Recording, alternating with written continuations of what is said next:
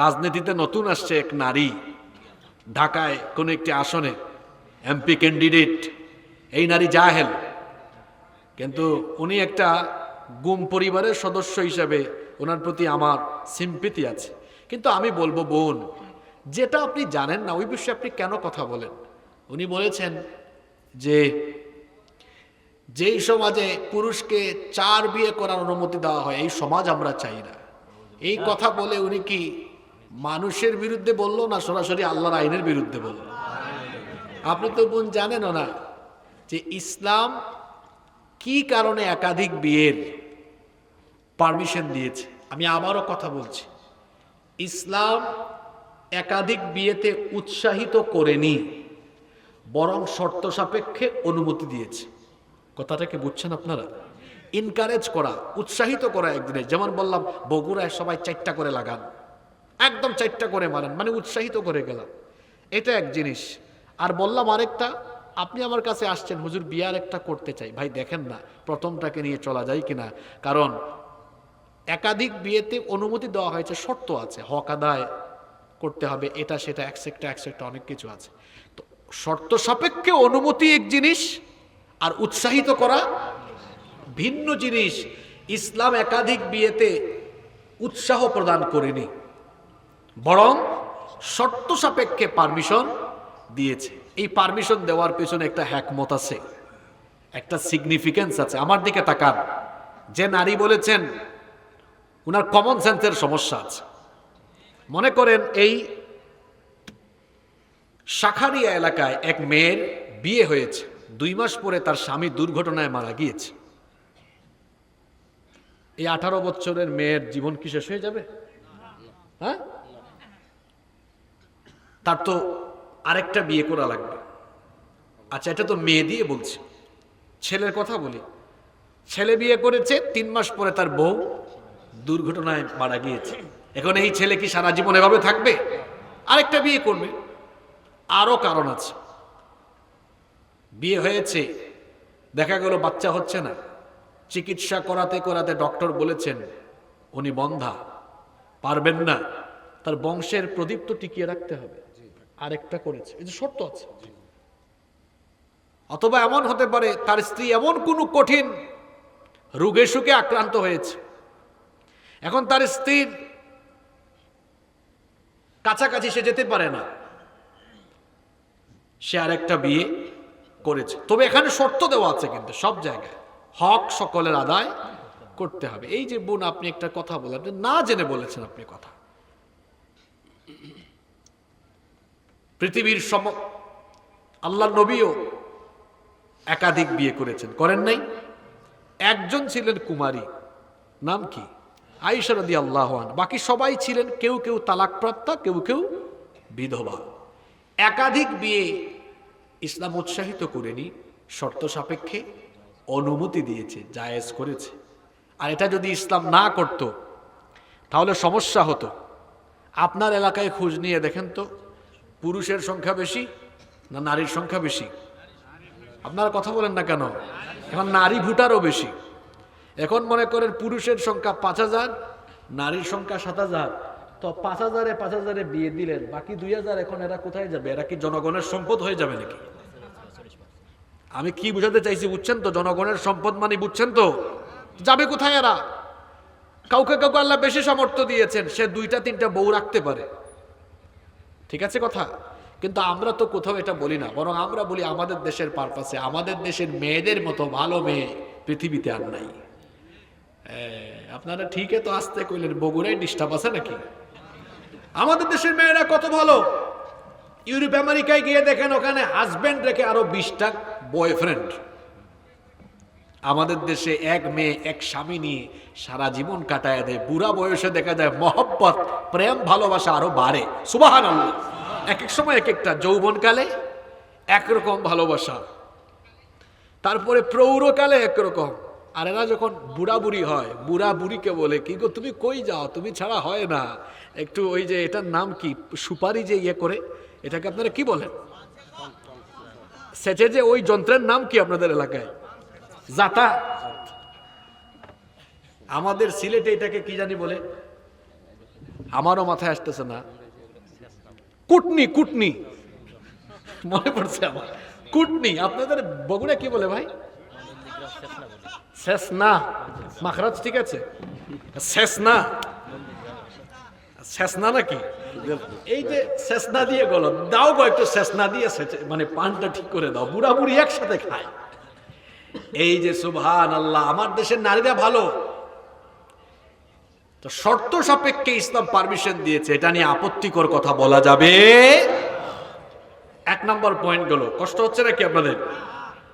একটি আলোকিত সুন্দর জান্নাতি পরিবার যদি আমরা চাই, 2 নাম্বার, ওই পরিবারে হাজবেন্ড ওয়াইফের মধ্যে সুন্দর সম্পর্ক থাকা লাগবে। এতক্ষণ ধরে সব কথা নারীদের উপর দিয়ে গিয়েছে, এখন আপনাদের উপর দিয়ে কিছু কথা যাবে। একটা পরিবার শুধু একজন নারীকে দিয়ে ঠিক থাকে না, একজন পুরুষকেও ওই পরিবারে গুরুত্বপূর্ণ অবদান রাখতে হয়।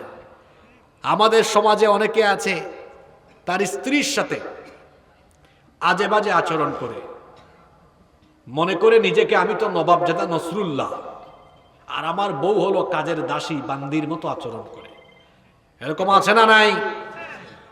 কিছু পুরুষ তো এরকম আছে। তার বগুড়া শহরে কাপড়ের দোকান, সকালবেলা গিয়ে দোকান খুলেছে, কয়েকজন নারী এসেছে, কয় আপু ভাবি আসেন না, বসেন, চা অর্ডার করি। তারপর কাপড় দেখতেছে, কয় ইস ফাটাফাটি লাগতেছে। এর মধ্যে তার বউ ফোন দিয়েছে, ওগো ঠিক মতো খায়া নিও, দুপুরের খাবারটা টাইম মতো। বউয়ের সাথে গরম, পরনারীর সাথে নরম। এই ধরনের ছেঁচড়া পুরুষ বগুড়াতে অবশ্য নাই। জোরে বলেন আছে না নাই? সমস্যা কি আপনার? বউয়ের সাথে গরম আর পরনারীর সাথে, পাশের বাড়ির ভাবির দিকে উকি মেরে তাকায়, আর নিজের বউয়ের দিকে একটু সুন্দর করে তাকায়ও না, দেখেও না। অবশ্য বিয়ের প্রথম প্রথম খুব দেখে, 2 মাস একদম আঁচলের নিচে ঢুকে থাকে, বেরই হয় না বাসা থেকে। মানুষ অবাক, কিরে অমুক বিয়ে করার পর কি ইন্তেকাল করলো নাকি, দেখাও যায় না তারে। তারপরে শেষ। অবশ্য খালি আমার ভাইদের দোষ না, কিছু নারীরাও আছে এমন, কথাগুলো তো বলতে হয়। কিছু নারী আছে ঘরে থাকে কাজের বেটির মতো, আর যদি কোনো সময় বগুড়া শহরে যায়, আটা ময়দা মেকআপ মেরে লিপস্টিক কড়া ভাবে দিয়ে তারপরে বের হয় রাস্তায়। ছেলে পেলেরা পেয়ে বলে, ভাবি এ কি অবস্থা আপনার, দিন যত যায় তত তো আপনার সৌন্দর্য খালি বাড়ে, অবাক কাণ্ড, ফাটাফাটি লাগে আপনারে। আপনাদেরকে হাসানোর জন্য কথাগুলো বলছি না, আমি আমার বোনদেরকে বলছি, আপনার সাজুগুজু, আপনার মেকআপ হবে অনলি ফর ইউর হাজব্যান্ড। আপনার স্বামীর জন্য বাসা থেকে বের হবেন, নো মেকআপ, নো মেকআপ, একদম বোরখা পরে বের হবেন, যাতে কেউ আপনাকে নিয়ে পজিটিভ নেগেটিভ কোনো কমেন্ট করার সুযোগও না পায়। যে নারী বাসা বাড়ি থেকে বের হওয়ার সময় সেজে গুজে বের হয়, এই নারীর খাসলত ভালো না। পর পুরুষকে দেখাবার জন্য সে নিজেকে আকর্ষণীয় করে বের হয়। একজন নারীর উচিত তার স্বামীর সামনে নিজেকে আকর্ষণীয় করে প্রেজেন্ট করা। এতক্ষণ তো খুব মজা করে ঠিক ঠিক কইছেন, আপনিও বুঝি কম। আপনি আপনার বউয়ের সামনে থাকেন কামলা বেড়ার মতো, আপনি ব্রাশ করেও যান না, মুখ থেকে দুর্গন্ধ বের হয়। শুধু তাই নয়, বিড়ি সিগারেট খাইয়া তারপর তার বউয়ের সামনে যায়, আর পাশের বাড়ির ভাবির সামনে যখন যায় 3 বার ব্রাশ করে যায়, আর যাওয়ার আগে শার্টটা আয়রন করে আবার দেখে এমনি এমনি করে আয়নার সামনে, আর বউয়ের সামনে যায় শরীরে ঘামের গন্ধ। আছে না নাই? এগুলো বাস্তবিক কথা। আব্দুল্লাহ ইবনে আব্বাস রাদিয়াল্লাহু আনহুমা বলছেন, আমি যেমন চাই আমার স্ত্রী আমার সামনে পরিচ্ছন্ন পরিপাটি থাকুক, ঠিক তেমনি আমার স্ত্রীরও মন আছে, তারও তো চাহিদা আছে যে আমিও যেন তার সামনে আমাকে আকর্ষণীয় করে প্রেজেন্ট করি। ঠিক না বেঠিক? আজকে আমাদের সমাজে পরকীয়া বাড়ছে, অবশ্য বগুড়াতে এগুলো নাই।